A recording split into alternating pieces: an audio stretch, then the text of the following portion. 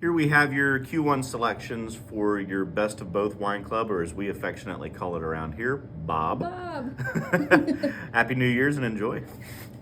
Hi, Mark. Hi. We have our Best of Both Club here. If you could give each of these wines a personality trait and a snack pairing, what would those be? Cool, let's do it. We're going to start with Storyteller. Fantastic wine. This is going to be a sweeter wine comprised of estate-grown white grapes from our Brickyard Hill vineyard. It's got some LaCrosse, La Crescent, St. Pepin in it, but about 50% of this wine is Frontenac Blanc, which is a newer grape variety for us, which is really interesting. We haven't done a single variety of it yet, but it's a really, really fantastic grape, and we're enjoying how it blends out. As for a character trait that I would put with this one, I would say probably captivating.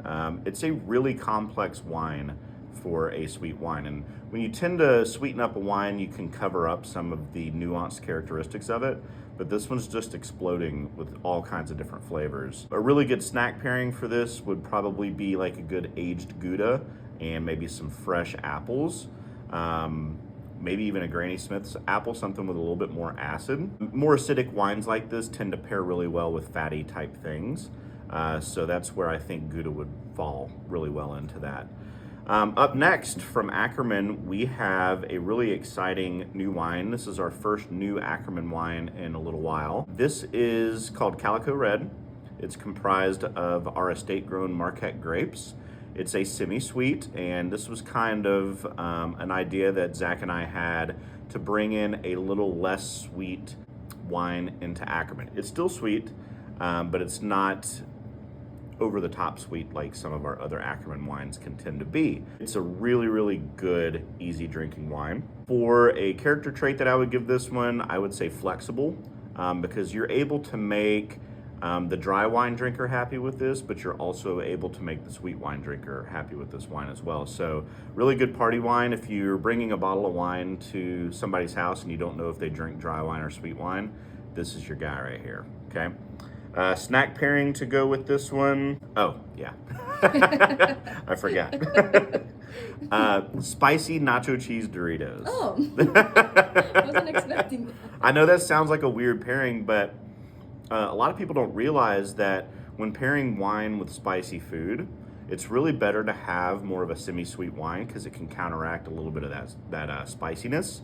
But all around, that and the umami flavor that you get from the MSG and the cheese flavors of the spicy nacho Doritos, all around makes a really good encompassing snack choice for the Calico Red. And then after that, we've got one of my favorites from Ackerman, which is Black Raspberry. This is a very bold, very rich wine. It is so expressive. If you're a dark brambly fruit nut like I am, I love black raspberries and blackberries. This is a prime example of what that would be. For a character trait that I would give this one, I would say confident, because it is no doubt black raspberry whenever you try it. And then as for a good snack pairing to go with this one, I would say probably goat cheese and crackers, and like a really bright acidic goat cheese, kind of a creamy, sometimes easy to spread goat cheese. But I think the acid would really work well with the acid of the black raspberries, as well as, if you think about it, they make a lot of goat cheeses that have fruit infused into them and that kind of stuff. So really makes me believe that it would be a good pairing. As for the crackers I would do with that, I would actually go with something kind of basic and plain.